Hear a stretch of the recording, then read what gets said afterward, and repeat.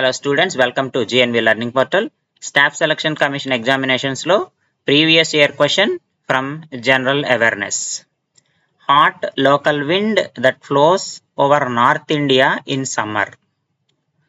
Hot local wind that floats over North India in summer is called Lu. Option A is the correct answer.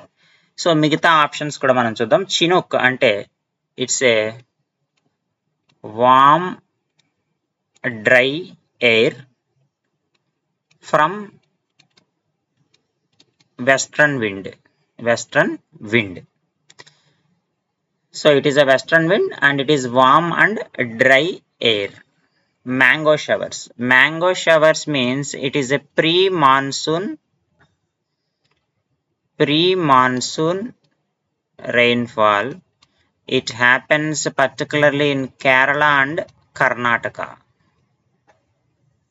And Parja is the snowstorm.